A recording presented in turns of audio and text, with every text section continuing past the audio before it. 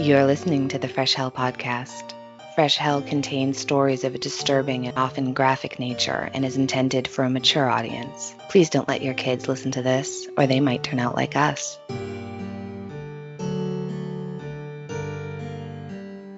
Hi, I'm Annie, just outside of Boston, Mass. And I'm Johanna in Austria, and you're listening to your favorite international podcast. Thank you for tuning in, as we like to call it, to another episode. We made it through Spooky Fuckery Month, and actually we hope that all of you who are not so much into the hauntings and creepy Halloween things are back with us now. Yeah, come on back. Spooky time is over, and now we're back to our regular programming. Also, congratulations to our patron Sarah H., who was drawn for our Halloween giveaway. We'll be sending you a ghost from the York Ghost Merchants that Annie found on her summer holiday. And Yay. I'd say, without further ado, let's get right into this episode. Yeah, definitely. All right, so the Natalee Holloway disappearance was actually one of the first episodes that I researched and wrote notes up for on this podcast. That was when you went to Aruba, right? Yeah, we don't usually cover recent cases like this, unless, of course, the family wants that case discussed. And that was the case here. The Holloway family has been desperate to get answers in this case. So when we went to see the flamingos in Aruba back in 2019 for my sister's 40th birthday, my curiosity was sort of piqued. I had been quite ill when Natalee first went missing, and then my first husband was killed by an elderly driver just a few months after that. He was killed the first week of August 2005. So I kind of missed all of this at the time. You know, It was just this huge case that I knew very little about, making it really perfect to do some research on. So that's what I did. And back in episode 12, we discussed Natalee's disappearance. We also talk about the brutal murder of 21-year-old Peruvian business student and poker player Stephanie Flores Ramirez by Joran Sloot, which happened on May 30th, 2010, which was exactly 5 years after Natalee was murdered by him.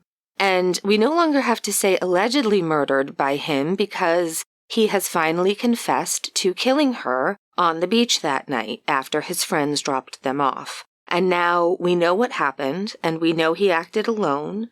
And in this episode, what we're going to do is recap some of our previous coverage of this case back in episode 12. We're going to update you with all the new facts, especially because so many of them happened this past year. We're going to be recapping some of what we discussed, but also adding a lot of new details about things we didn't really get into last time. And of course, we're going to end this episode with Joran's confession, detailing exactly what happened, and of course we'll discuss Natalee's family's feelings on that confession.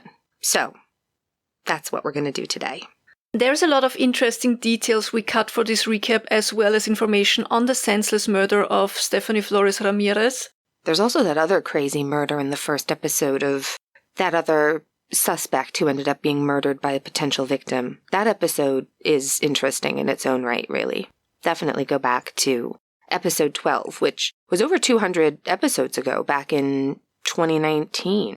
If you've already listened to that episode, though, don't worry. There's going to be loads of new information today. I think the big thing is looking at it now and knowing what we now know. The thing that strikes me the most, and the reason we wanted to say right from the beginning that he has confessed and he did do it and he did act alone, is because once you know that, it's really, really striking how willing Joran was to just really damage other people in his life without any thought or care at all. You know, I think if we had any doubt at all that he was a sociopath, just totally incapable of feeling much of anything, I think that that doubt is gone. I think it's a common theme in people like him. Also, I think it's safe to say that he's a misogynist who doesn't value the lives of women, like, at all. No. It's almost as if women are just like a thing to him to do as he pleases with them. Yeah. I can't tell with him if it's specifically women or just anybody. I think it's more women. Probably. I think it's more women, honestly. Yeah. Like, he has no problem murdering a young woman, going home watching porn. Yeah. alleging to have her sold into sex slavery, Right. human trafficking. Just no he was involved in conscience. that. It's 100% more women to him. Yeah, no, you're right. In my opinion. No, I think you're absolutely right, especially because he did have issues with that when he was in Thailand as well. So, Yeah. All right, well, let's get into it. Well, okay, so Natalee Ann Holloway was born on 21st of October 1986 in Clinton, Mississippi. Her parents are David and Beth Holloway, and they divorced in 1993, and Natalee and her younger brother were raised by their mom. In 2000, Beth Holloway gets remarried to George Chuck Twitty, and when Beth remarries, the family moves to Mountain Brook, Alabama, a horse money suburb of Birmingham, and Natalee would become a member of the National Honor Society, a member of the school dance squad. She made wonderful friends, and she had a full academic scholarship to attend the University of Alabama's pre-med program. On Thursday, 26th of May 2005, Natalee and over 100 other recent grads of Mountain Brook High, all around the age of 18, arrived in Aruba for a 5-day unofficial graduation trip. They have an all-inclusive package at the resort on an island where the legal drinking age is 18 and not 21 as it is in the US. In Austria, for example, you are allowed to drink beer and wine and things like cider at the age of 16 and anything stronger than that at 18. Yeah, that's how I think the UK is like that. And there are some extremes, but I think 21 is one of the oldest ages by country. The group stayed at a nice resort right on the beach. We were actually there in 2019, and it's really nice. Her parents had very mixed feelings on her going on this trip, but the recent graduates were accompanied by 7 chaperones who met with the students each day to check in with them and sort of be a source of guidance or help in an emergency. But the chaperones were not supposed to keep up with their every move, right? These are 18-year-olds. They do not legally need or want chaperones. Police Commissioner Gerald Dombig, who led the initial investigation until 2006, he was quoted saying many times that the behavior of the Mountain Brook kids was really out of hand. He said that, quote, there were wild partying, a lot of drinking, lots of room switching every night. We know the Holiday Inn told them they weren't welcome next year. Natalee, we know she drank all day, every day, end quote. Okay. There are a lot of reports like this. And first of all, is anyone surprised that a group of American kids who can legally drink for the first time, they're not going to be the most responsible? They're going to be a little bit loud. There's a reason why, depending on where, if you travel a lot, you'll come across hotels with age minimums, right? Because they don't want this type of situation in their hotel bothering their guests. We've been those kids having fun. I'm not judging anybody. I just know exactly what I want to avoid. The thing that's frustrating here is that it's this immediate targeting of Natalee, right? It's this immediate point that especially Natalee, was there to party, right? And it's obviously damage control by the Aruban authorities. But we're also sure that, of course, she wanted to party and have an unforgettable time with her friends. She was a hardworking student and she was allowed to... Of course she was. Let a little bit loose after graduating. That's normal. Normal. This could have been either of us, the young women we knew when we were that age. And I think the thing that is just so upsetting and just needs to be very critically looked at and called out is the very clear victim blaming here. Because we just have no interest in perpetuating that. It's so pervasive in cases like this where women are attacked and the blame immediately shifts. What was she doing? What was she wearing? As if that makes any difference. So it's 30th of May and it's the last night of the trip. They're in Aruba. They're having a great time. They're partying at a popular bar in Oranjestad called Carlos and Charlie's. And there is, and I know we talked about this already in episode 12, I think. There is a Carlos and Charlie's in Cancun, where I used to live. I didn't work there, but I worked at a similar club, and it was wild. Most of our customers were US teenagers, and combine that with an open bar, And you can imagine the things I've seen and experienced. And Carlos and Charles is pretty much the same. And so at this bar on the last evening in Aruba, she runs into a new friend. And he's 17-year-old Joran van der Sloot, who she likely met a couple of days earlier already, playing blackjack at a local casino.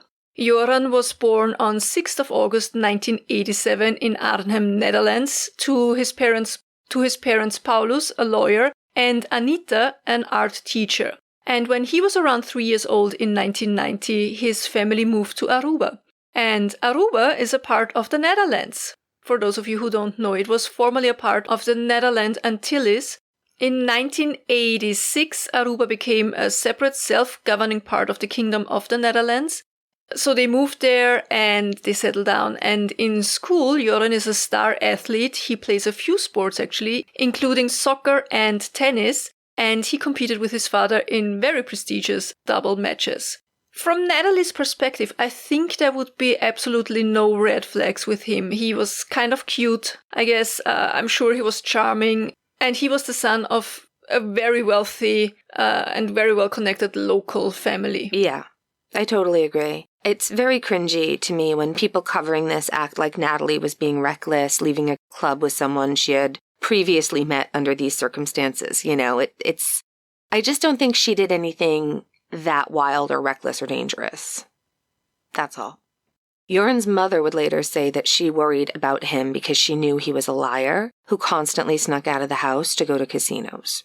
Also, in her defense, I think there's no Dr. Spock equivalent for, raising a sociopath. So your baby has no conscience. How to navigate that, right? There's just nothing there, though, to make them think that he was a danger to anything other than their bank account and his grades. He was an honor student, I think.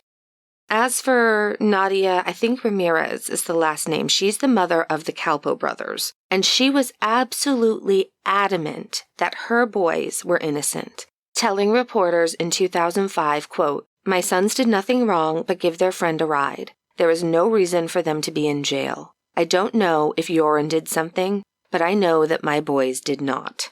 End quote. And not to get too preachy again, but there was nothing really for Natalee to worry about either, right? The reason they want to make it seem like she did something to deserve this, because it comes up over and over and over again, is because it makes it less scary, right? It makes you feel like you'll be safe. But it's nonsense, and that's why it is so scary, because Natalee didn't miss anything, right? This is a kid even younger than she was, so he's only 17. He's out to have fun with a few local friends. They live on an island, right? What's he gonna do? Drive her to Nevada? You know what I mean? It just feels like she should have been safe. She had no reason. I also want to add that nowadays we are way more aware, I think, than in the early 2000s of how sexual assault can happen anytime with anybody, right? Yeah. Back then it was still, I don't know how to describe. Do you know what I mean? I do. I absolutely do know what you mean. Yeah. I think nowadays the young women are not as trusting anymore, and rightfully so. Exactly. Rightfully so. Mm-hmm. They need to protect themselves. But back then, if you met a 17-year-old guy and you've met him a couple of days already or run into him frequently, you wouldn't have really worried about anything sinister. You don't think... In my opinion. No, you don't think a 17-year-old high school student is going to murder you. Yeah. You might worry that he'd get handsy, but murder would never, you know? Now we know better. Thank God. Yeah. But this is the kind of thing no one can prepare for. This is such an apparent, yeah. I just don't think there was any reason for her to worry about leaving with them for a ride back to her hotel, you know? She just wanted to make out on the beach a little bit. Yeah. Who hasn't had kind of these summer romances? Of course. In their youth. Yeah. Did all of us worry back then? No, we didn't. Not that we'd be murdered. Yeah. So Natalee was last seen by her friends as she was leaving the nightclub with them around 1:30 a.m. on Monday. That's the 30th of May. And then the next day, when she didn't appear in the lobby to meet up for the return flight, friends went to her room looking for her, and they found her packed luggage and her passport, but no sign of Natalee. the police and her parents were called, and when her mother got the call from one of the chaperones around 11 a.m. saying Natalee, who was never late, saying that she was missing, she called 911 immediately and the FBI. And she, her husband, and some friends immediately arranged for a private jet to take them to Aruba the same day. Aruban authorities initiated searches all over the island and surrounding waters but found nothing. And meanwhile, within 4 hours of landing on the island, Natalee's mom Beth and her husband Chuck give the Aruban police the name and address of Joran van der Sloot, saying they know that he is the person Natalee was last seen with. Beth and her husband and their friends went to the van der Sloot house with 2 Aruban policemen to look for Natalee, and they talked to Joran van der Sloot, and he initially denied knowing Natalee, but he then told them a story corroborated by Deepak Kalpo, who was also at the house. Yeah, so in the second story, since he initially said he didn't know her, which is like, come on, dude, like you met her twice. So now he says they drove Natalee to the California lighthouse area of Arashi Beach because Natalee wanted to see sharks, and then they dropped her off at her hotel around 2 a.m. Joran claimed that Natalee fell down as she got out of the car, but refused his help, and as they were driving away, she was stumbling toward the lobby when she was approached by a man in a black shirt, similar to those worn by security guards, and that's the last they saw her, and she was fine when they left. Practically speaking, the drive from Oranjestad to Arashi Beach will take about 20 minutes, and then it's maybe another 10 or so to the Holiday Inn from that area. So if he really did drop her at her hotel at 2 a.m., they would not have done anything except drive around and then drop her off. There is no camera footage showing them dropping her off at the Holiday Inn, but there were ways to get back to your room without going through the lobby, so that didn't necessarily mean anything. It confirmed to investigators that he was lying about where they left her, though. There's a massive search. The Dutch Marines were searching the shoreline. Hundreds of volunteers from the U.S. and Aruba were searching. People were flying in from the U.S. to help. The Aruban government gave civil servants the day off to search. It was a huge undertaking. On 4th of June 2005, the police have 3 Aruban men as their lead suspects, and these are, of course, Joran van der Sloot and the Kalpo brothers. The next day, so on 5th of June, the Aruban police detained 2 former security guards at a nearby hotel, brought in on suspicion of murder and kidnapping. Both are released 8 days later without being charged. They were probably taken into custody because of what Joran had said about Natalee being approached by security guards. Aruban law allows an arrest based on serious suspicion, even if there's no initial evidence. But in order to keep a suspect in custody, they have to keep showing evidence that supports the arrest was fair. On 5th of June 2005, there's a huge vigil for Natalee at the California lighthouse. Quick sidebar about the lighthouse. It's named after the SS California, which sank off the island in 1891, which made the need for said lighthouse crystal clear. But it's very often confused with the more infamous Californian, which infamously, I guess, did not come to the aid of the Titanic as it sank. The Californian was the one that saw the rockets but did not respond. Yeah, they thought there was a party going on, yeah. This is not that ship. This ship sank decades before Titanic set sail. But even local dive places will have the two confused, so you will see on things that you can do, excursions to do, information from dive places, that you can dive the wreck of the infamous Californian, and you cannot. No one is actually, I don't think that wreck has been found. And the wreck that is off of Aruba is the California.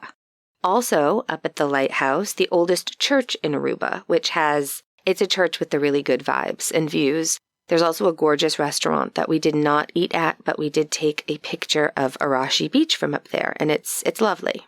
On 9th of June 2005, as the security guards are still being held by police, Joran van der Sloot and Satish and Deepak Kalpo are arrested on suspicion of kidnapping and murder. The Aruban police say they were forced to arrest Joran and the Kalpo brothers before they wanted to because of pressure put on them by Natalee's family and in turn by the media, and that they'd had surveillance on their phone and email since the beginning. So what they are claiming is they had it under control, they were surveilling them, but they had to make the arrest sooner as they wanted to. Yeah. Everyone forgets this when a few days later, on 11th of June, a spokesman for the Aruban Minister of Justice says that they knew Natalee was dead and the location of her body. He later retracted the statement, saying he was a victim of a quote-unquote misinformation campaign. You would hope that a spokesperson would really verify their sources on something like this. That's what makes me so salty, because it's that first guy. He's another official spokesperson. He was like, well, we know Natalee especially was wasted every day. And it's like, really, dude, come on. Like all of the youth Like there every single, during yeah, summer? exactly. 1 week after the arrest of the 3 main suspects, another arrest was made and a local DJ was taken in by the police, most likely because of info given to them by Joran and the Kalpoe brothers, and he was held for 9 days before being released. Joran kept coming up with different stories about where and when he had last seen Natalee. His third story was that they had gone to the Marriott beach, just down the beach from her resort, and Joran said the Kalpoe brothers dropped them off, they fooled around a little bit, and he had then left her there on the beach and gone home.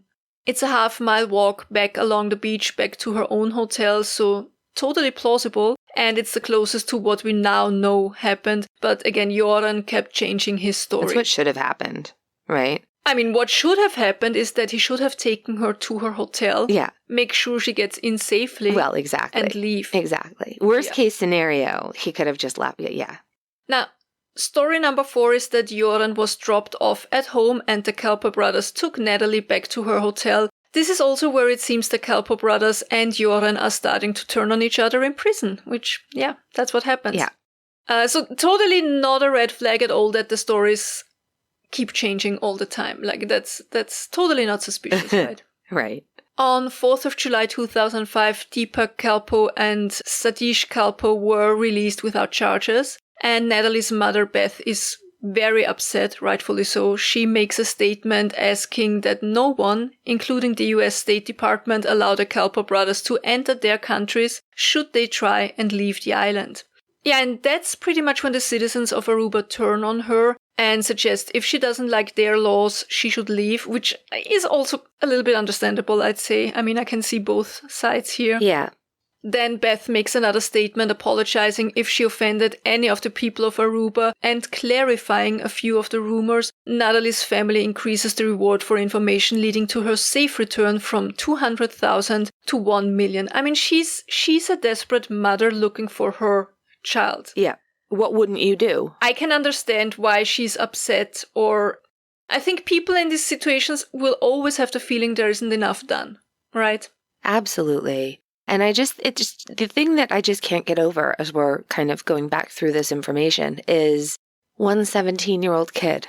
This is all because of one 17-year-old kid, all of this. The Kalpoe brothers made friends with the wrong kid. Now, Joran would be held for another 60 days. The Royal Netherlands Air Force deploys 3 F-16 aircraft equipped with infrared sensors to search, but again, they found nothing. And then there's the business with the gardener and the jogger. 2 tips we discussed in episode 12 that were extensively investigated, but were ultimately a waste of time and resources. The FBI announced that Aruban authorities had provided its agency with documents, suspect interviews, and other evidence. A park ranger found a piece of duct tape with strands of blonde hair attached to it on a beach, and the samples were tested twice and were not Natalee's.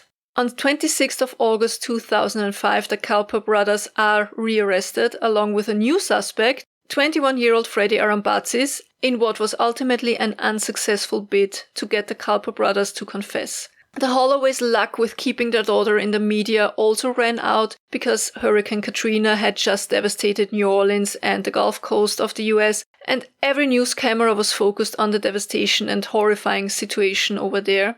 Then, in early September of 2005, Joran van der Sloot was released, although he's still the main suspect, and days after his release, all of the other suspects were released without charges. Joran is now free, but he just cannot keep his murdery mouth shut. This guy is a sociopath who has to keep inserting himself into the case. And in the months following his release, he gave many interviews. The biggest was broadcast on Fox News over 3 nights. During the interview, van der Sloot says that Natalee wanted to have sex with him, but he did not want to have sex with her because he didn't have a condom, and he's a good boy who would never. He also claimed that she wanted them to stay on the beach that night, but he had to go to school in the morning, and he was like, no, I can't hang with your hard partying ways. So he was picked up by Satish around 3 a.m., he says, and he left Natalee on the beach. It's honestly infuriating that this was given any airtime at all, given how many stories Joran had told at this point, like how many times we already knew that he had lied, and yet he's still being given serious airtime. Satish Kalpo's attorney stated that his client had dropped them off at the beach and had gone home and gone to sleep, and had never returned to drive Joran home again, which we now know is the truth. The most infuriating thing is Joran playing the victim, because he just keeps going. So with this lie, he then says he wasn't truthful at first because he was so sure that she would turn up, and he was just so ashamed to have left her there on the beach, even though that's what she wanted. How awful for you, Joran. You must feel so guilty about that. All right. So more people are interviewed, more places are searched. The spokesperson for the Aruban Ministry of Justice gave an interview to CBS, probably in response to Joran's interview, and in it he tries to just desperately and bizarrely keep shifting the blame back to Natalee. He says he thinks Natalee probably died because of alcohol and or drug poisoning and was never murdered. We've heard this before. This guy just really wants you to think she had a drug problem that never existed.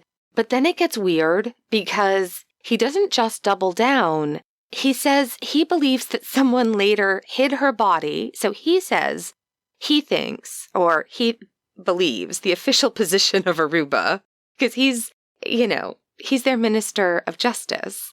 So he claims that their official position is that she died of an overdose and then someone later hid her body. And then they moved it more than once to keep it from ever being found. And this is terrible because this is the thing that happens. It's an awful enough thing for someone to die of an overdose because the people that were with them are too afraid of being arrested to get help, right? It is senseless and tragic, and it happens every single day. But that is not what happened here. And now you're cashing in on the pain of even more people. Imagine being Natalee's parents and having to hear this from an official spokesperson. That's the official position of the Ministry of Justice. It's awful. Right? It's not like some yellow press thing. It's an official opinion that they have over there on your child's death, disappearance. It's awful.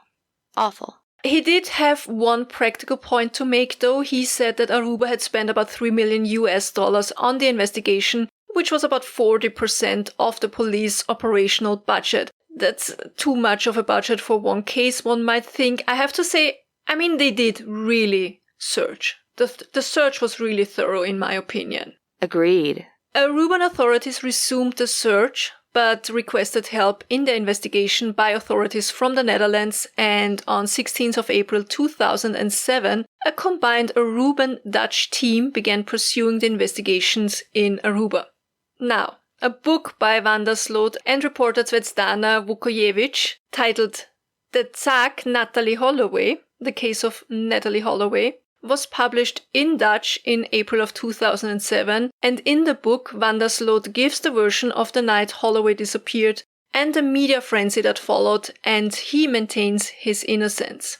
On 27th of April, a new search was launched at the van der Sloot home in Aruba, and 1 month later the Kalpo family residence was also searched. Then in November of 2007, Joran and the two brothers are rearrested on suspicion of manslaughter, but again were set free the next month. It seems to be a constant back and forth in this case, but they're always coming back to Joran, right? And even though the investigations are closed due to lack of evidence on 18th of December 2007, that doesn't mean that the authorities stopped looking for evidence to prove that Joran and the Kalpo brothers were responsible.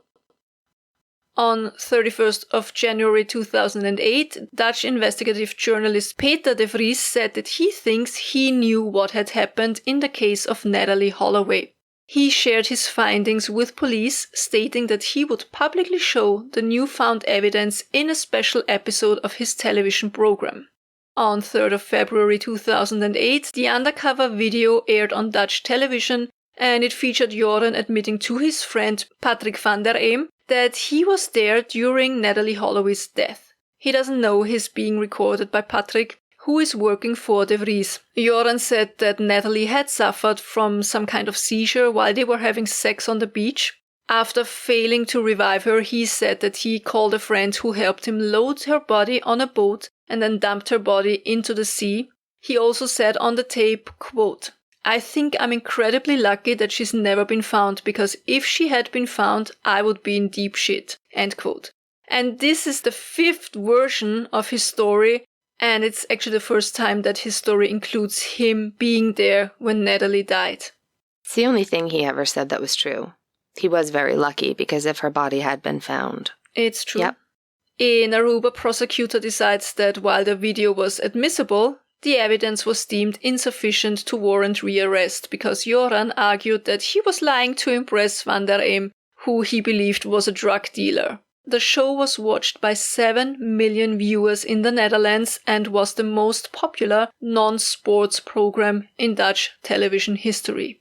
In March of 2008, van der Eem gave an interview for the Aruban television, and after thinking that the cameras had been turned off, he tells the interviewer he'd been friends with van der Sloot for years, proving he lied on De Vries' show when he said that he had met van der Sloot in 2007. He also said on camera that he expected to become a millionaire through his involvement in Natalee's case, and he claimed that he knew the person who he claims disposed of Holloway's body, and that van der Sloot had asked him for €2,000 to buy the man's silence. According to Dutch news service ANP, van der Eem, who had already signed a book deal, was furious, quote-unquote, after learning of the taping, and he threatened, again I'm doing air quotes, the interviewer who sought legal advice. Van der Eem released a book entitled Overboord on June 25th, and then on 13th of December he was arrested in the Netherlands for hitting his girlfriend with a crowbar and engaging in risky driving behavior while fleeing police. So you see, they're all really a lovely group of young, fine men. Yeah, if you haven't listened to episode 12, there's a really wild story in there about another one of them that's, yeah. In November of 2008, Fox News aired an hour-long interview with host Greta van Soesteren and Joran van der Sloot, in which Joran said that he had sold Holloway as a sex slave for $10,000 to a man he had met at a casino. He says he was paid twice by the man, first when Natalee was kidnapped and a second time later on to keep quiet. Van der Sloot also alleged that his father paid off 2 police officers who had found out that she was taken to Venezuela, which is only 15 miles from Aruba. Fox also aired an audio recording provided by Joran, which he claimed was a phone conversations between him and his father. In this conversation, Joran's father displays knowledge of Joran's involvement in human trafficking. And please keep in mind, her family has to watch these things every time they air because they are desperate for news of her, which is why it sucks so much that after the interview aired, van der Sloot called Fox and admitted he had been lying, and that the second voice that could be heard in the recording was not really the voice of his father, it was him doing both of the voices. I'm sorry. It just reminds me of, like, if you were trying to be like, oh, I can't do this thing, to be like pretending, like a child in high school, pretending. I just can't. I can't. But are we 100% certain that it wasn't his father's voice? Because I'm always like, I know. Not so sure. No, I think in this case it was him. I don't believe anything he says. Nothing. Nothing. And I do think his dad might have been a little bit sketchy, but no, I think he was totally just doing both voices. In September of 2008, Peter De Vries accepted an International Emmy Award in Current Affairs on his coverage of Natalee's disappearance, with her mother, Beth, as his companion for the evening. Also in 2008, Joran van der Sloot had moved to Thailand to get away from the media. And in Thailand, he was apparently involved in human trafficking schemes. He just shows us over and over and over again who he is, that he feels no remorse, no guilt, Joran's only concern is and will only ever be for himself. And that's what I mean. I'm pretty sure that the human trafficking he was involved here, again, concerned women being trafficked. Absolutely. And that's because he has no sense of guilt towards women. Also, he's the perfect example for wherever you go, there you are. Yep, that's true. I do think, though, that Joran, I absolutely agree that he does not care about women. But I think if there was money to be made in children, he'd figure out how to get children. 100%. Yeah. I think that was just the easiest for him because he himself was kind of not unattractive. You know what I mean? So. Yeah. Just, oof. So in February 2010, Paulus van der Sloot dies of a heart attack while playing tennis, which is very inconvenient for Joran, whose financial future is now less certain, right? But he has a plan to fix that. On March 29th, 2010, Joran gets in touch with Beth Holloway's lawyer, I think. There's he emails someone. It doesn't really matter. He gets in touch and says that he will take Beth or one of her representatives to the location of Natalee's body.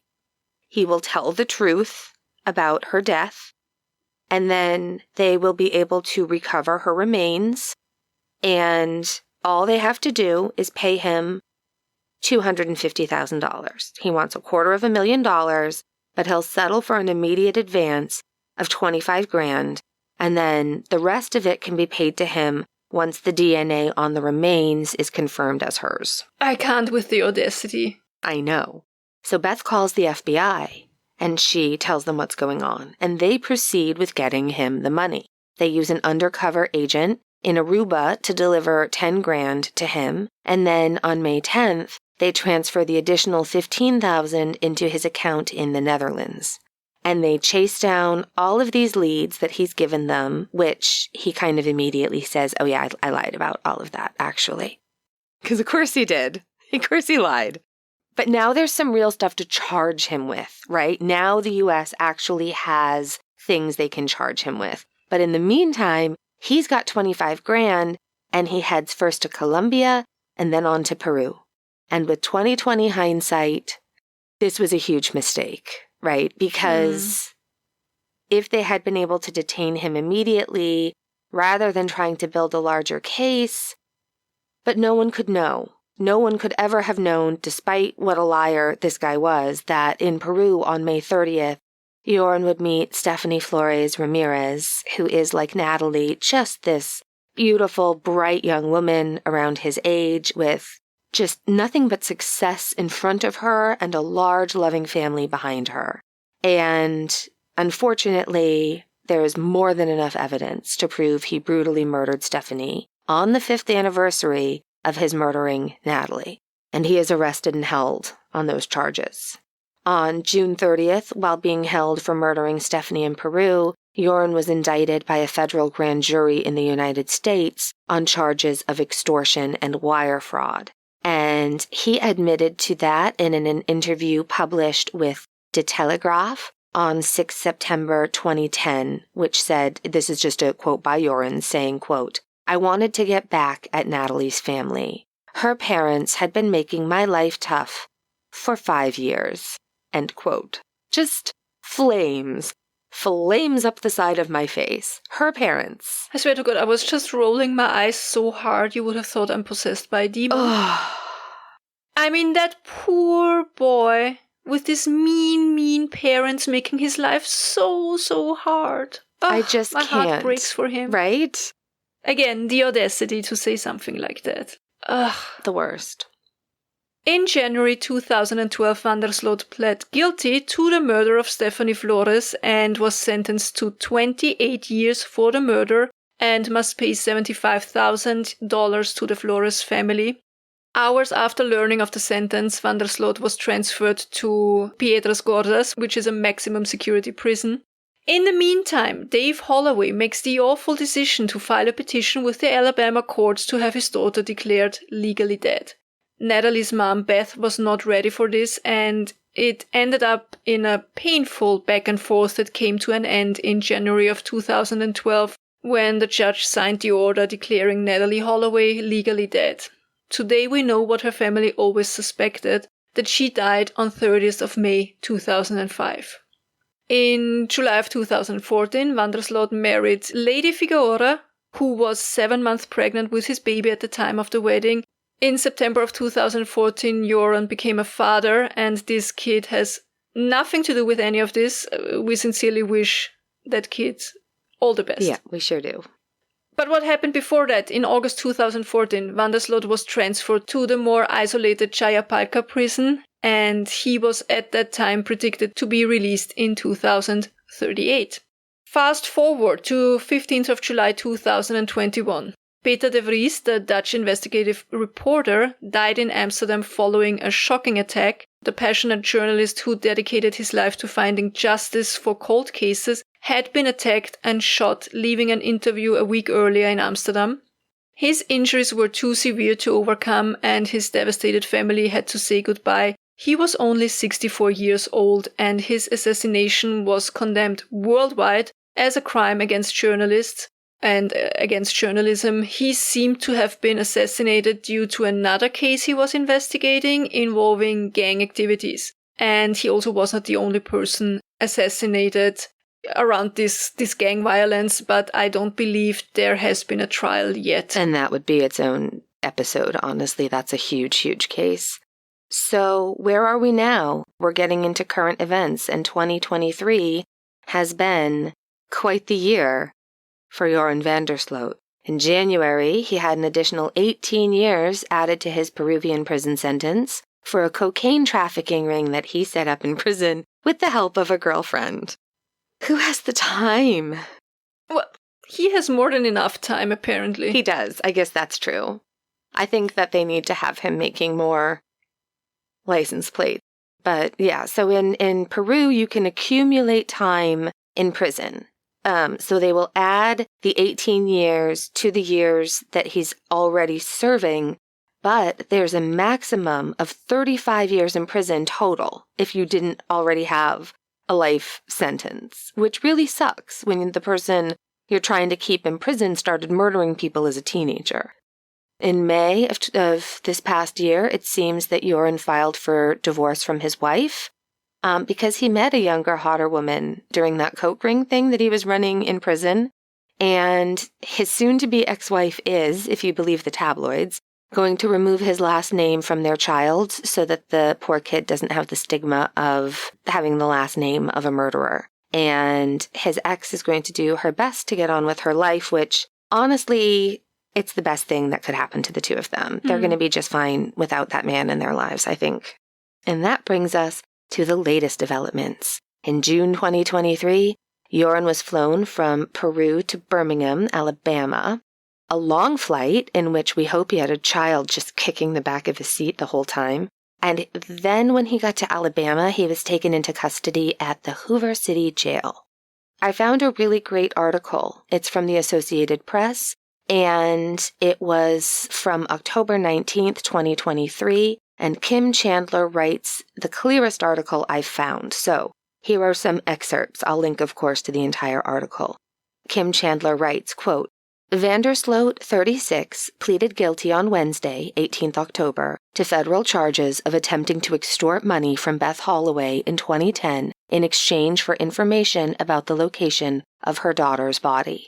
The plea agreement included an unusual provision for van der Sloot to, quote, provide all information and evidence about what happened to Natalee Holloway and to let her family hear him in real time give his account to federal investigators. Under the terms of the plea agreement, Natalee Holloway's parents listened and watched several weeks ago as van der Sloot, under questioning from his own attorney, described what happened on the beach. Prosecutors filed excerpts of the conversation with the court, which we have to share. He said Natalee Holloway was physically fighting his sexual advances and that he kicked her extremely hard in the face while she was still lying down. Van der Sloot said the teen was already unconscious or even dead when he picked up a nearby cinder block and brought it down on her face. Quote, I smash her head in with it completely, van der Sloot said, according to a October 3rd transcript of the meeting. He then said he dragged her body until it was knee-deep in the waves and pushed her out to sea. Quote, "It's just blistering to your soul, and it hurts so deeply," Beth Holloway said of hearing the details. "But you know that you're there in a functionality role because this is the moment where I've been searching for 18 years. Even as hard as it is to hear, it is still not as torturous as the not knowing. It was time for me to know." End quote. Dave Holloway, Natalee's father, called Vandersloot, quote, "evil personified," in a statement issued after the sentencing hearing. He said that after witnessing the confession, he believes Vandersloot killed his daughter, but questioned his story of acting alone to dispose her body and conceal the crime. Quote, "While I am satisfied that the defendant murdered Natalee alone, I have no doubt others provided him with aid and assistance in preventing us from being able to return Natalee home," David Holloway said. Natalee Holloway's body was never found during land and sea searches along the beach. Beth Holloway said she recognized her feisty daughter in Vandersloot's description of her kneeing him between the legs when he refused to stop his sexual advances. "Yes," I said, "that's her," Beth Holloway recalled with a brief smile. "She fought like hell. I think she fought like hell with her killer. She stood her ground." Mark White, an attorney for David Holloway, said he understands from law enforcement authorities that Vandersloot cannot be prosecuted in Aruba, even with his confession, because the statute of limitations has expired. The Aruba Public Prosecutor's Office said it was not immediately clear whether Vandersloot could face murder charges on the island. The investigation into Natalee Holloway's disappearance is still open, and authorities will, quote, "follow up on any serious leads," said Ann Angela, a prosecutor's office spokesperson. Peru agreed to temporarily extradite Vandersloot to the U.S. to face proceedings on the extortion charge. He is expected to be returned to Peru in the coming days after the settlement of the U.S. criminal case. His 20-year sentence for extortion will run concurrently with prison time he's serving for another killing in Peru. Vandersloot's guilty plea in a crowded courtroom, a few miles from where Natalee Holloway attended high school, came 3 days before what would have been her 37th birthday. She had planned to go to medical school, her mother said. "I fully believe now, today, she would be a doctor, married, children," Beth Holloway said. She said she is undecided how she will spend her daughter's birthday, but that she feels like now the, quote, "never-ending nightmare is over. We've been searching so desperately for those answers," Beth Holloway said. "It's hard to hear what he did, but it's very victorious to finally be at the end of this nightmare." End quote. As painful as it must be, I think they must have felt also some heavy relief, finally knowing the truth. I mean, they suspected it all those years anyway. Yeah.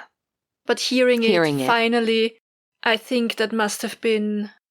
And the details, as awful... overwhelming. Yeah, like as awful as the details were, I wanted every detail. Like when I got the police report, the accident report, all the hospital reports when my first husband was killed, I read every single heartbreaking detail because I had to know. I'm glad it would have all been very, very quick. I don't think she would have suffered really at all. So that's a blessing. I agree with Natalee's dad. I know Beth said that this story was all corroborated, but I'm not sure how anybody could necessarily corroborate him disposing the body alone. It's hard to believe that the current would be so strong that walking her out to knee depth would be enough for her body to be taken by the current and never seen again. But it's possible. I mean, obviously it's possible. That's the one thing I wonder as well. Like, I have the feeling in most places it's rather hard to make a body disappear from the shoreline by just pushing it out into the ocean. I know the waters there have sharks, if I remember correctly, so that might be a possibility, but you'd think that at least something would have been found, something. I mean, the search, so many people, so many authorities searched for such a long time, and I keep thinking and keep coming back in my head to the story of the crematorium. Oh, really? So you think maybe her body was never pushed in the ocean at all? You think that could all be a lie? I mean, yeah. This is the thing that's so hard with him because you can't believe a single thing that he says. Like, you just can't believe. I do believe that what he said, like what he said makes sense, that his friends dropped them off and that they were kissing a little bit. And when she said no, he tried to force things and it all went wrong very quickly. But the shark thing, my understanding is there aren't that many sharks around Aruba. I went snorkeling and didn't really worry about that. And I asked the snorkeling guide that question about sharks, specifically for this reason, when we were out there. And he said, no, not really. There are really serious currents. So it's 100% possible that her body was taken by the current into deeper water. If she already had an injury, that could have been it. But like, as you said, there are interesting ideas. And you wonder, was his dad part of it? Hiding things. He's gone now, so we'll never know. I think the thing that's so scary about Joran is just how incredibly quickly he became violent. He could have just left her on the beach and that would have been it, right? She'd have had a story about a creep and gone on to have a great life. Same thing with Stephanie as well. It's like, he doesn't seem like a super violent person. Do you know what I mean? He's not someone with a history of fighting. He's not somebody with a history of abuse in any way. But then all of a sudden, it seems like he doesn't choose violence. He chooses death. It's like when he chooses violence, it's all or nothing. I mean, as I said in the beginning, I think he's the prime example of a person who doesn't consider a woman to be anything else but a thing for him to do as he pleases. And then you pair that with a hurt ego because Natalee refused to have sex with him. And then she even dared to fight back. Right. I don't know. I picture him in his mind. He's like, look what you made me do. Agreed. 100%. He's that 100%. Kind of person, I think. I totally agree. And also Beth said in another interview that Joran said that when he got home, he watched porn, he took a shower, he went to bed, then he got up, he went to school in the morning, like nothing had happened. Like there was no indication that he felt guilty, that.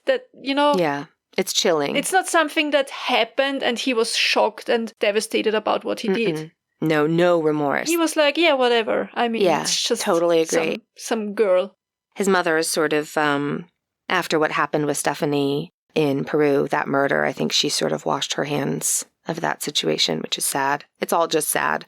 I feel bad for the Calpo brothers and everything he put them through, everything he put his family through, and obviously, most of all, everything Natalee's family. Especially her brother. I keep thinking of Natalee's little brother, who's now an adult and has grown up his entire life, like this is his life.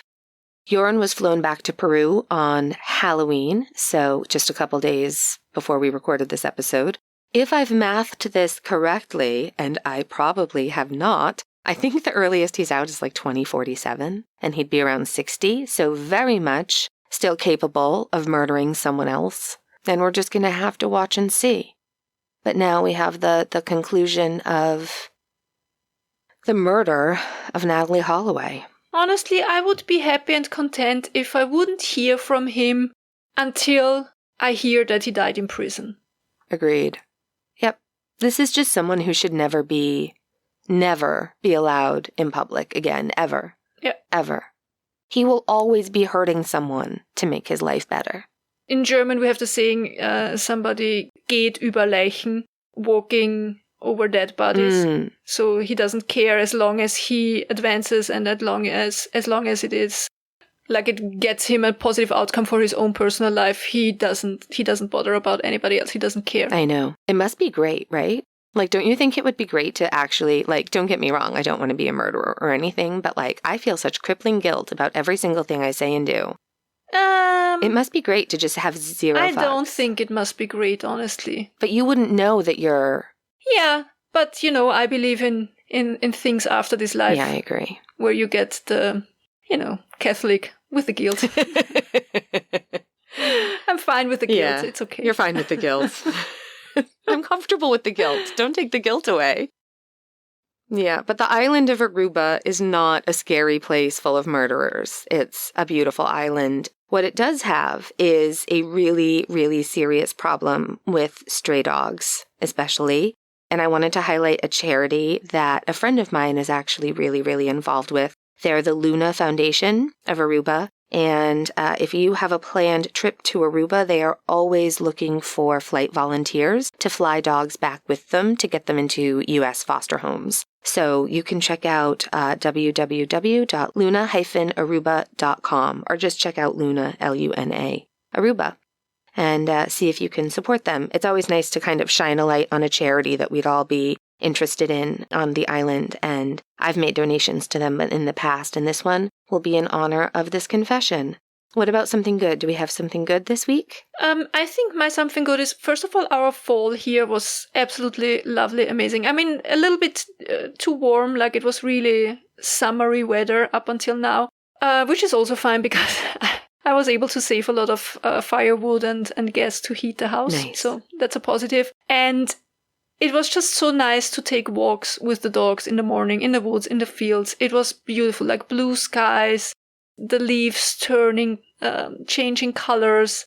And now it's starting with the foggy weather in the morning, which I also love. Like, I'm so ready now. You know I love summer. You know it, Annie. But I'm so ready for December. I can't wait. Yeah. I'm so excited. Philip is going to come home mid of November, and he's already dreading having to climb up in the attic and get down these huge boxes of Christmas stuff, Christmas ornaments I have up there. It's going to be awesome. So, yeah. But it's something good. Like, this fall was beautiful, just beautiful. It was. How about you? I just got back from such a fun weekend. So, longtime listeners know, long story short, I'm adopted, found my birth mother about 7 years ago. And I have amazing siblings, biological half-siblings. My birth mom and her husband are awesome. Just that whole family are great, and we spend as much time together as we can. But one of the cool things that I found out is that we have the same wedding anniversary, and this year was their 40th. So myself and my siblings, Moose, Paul, siblings' husband, niece, we all got together, the 10 of us, and went away to Florida together for the weekend, and it was fantastic. We had such a great time. And one of my brothers talked me into going to Halloween Horror Nights, which I never in a million years thought that would happen. I would love to go there. I was so jealous when I saw you went. Johanna, it was so much fun. I wanted to message you immediately to say, all right, guess what we're doing tonight? But I looked at the clock and I'm like, she's already in bed. It was so much fun. We're definitely going to do it again. So yeah, my brother was right. It was really fun. Really cool vibe. Super fun night. I always just dread it because I have the feeling there's a lot of people there, obviously. The reason that we went was my brother was watching he has the app, so he was watching what the lines look like, and he said, I think it's not that busy tonight. And it wasn't. It really wasn't too bad. So yeah, that's cool. We waited about an hour in line for the houses, I guess. Most of the haunted houses. Mm-hmm. I only did I did 2 houses, but the long line was the one for the Last of Us house, and I didn't do that one because I went on, I wanted to go on some of the little rides that were open instead. But the Gringotts ride at Harry Potter was open, and the Men in Black ride. Oh, I loved that one. Yeah. So good. So good. The Mummy ride was broken. I was really sad I couldn't go on that one. It was broken when I was there as well. And it's my favorite. And my spine is not up for the rocket anymore. But I would absolutely go again. It was really, really fun. Yeah. Really fun. All right. So that's it. I think that's it. Yeah. If you wouldn't mind, please take a moment and leave us a review on iTunes. We would be so, so, so grateful. Really, please. Please. For everything else, please go to freshhellpodcast.com. There you see links to our Instagram, to our beautiful merch store, to our Patreon. Talking about Patreon, we're gonna release the date for the Murder Tier get-together soon. And we're also gonna record another episode of Tell Me Everything. And if you have a story that you want out there, you want to talk to us about, we would love if you contact us for another Tell Me Everything segment. That's right. I think that's it, honestly. Yeah, join us in the Facebook group. That's always fun. And please tell your pets we said hi. Does anybody of you have flamingos in their garden, or do you live somewhere where there is flamingos nearby? I want to hear all about that. Be kind to them. Be kind to the other humans out there, at least once. If they're assholes, let them be. Yeah. And the hardest part of it all, be kind to yourself. That's right. And just remember, if you're going through hell, keep going. Tschüss. Bye-bye.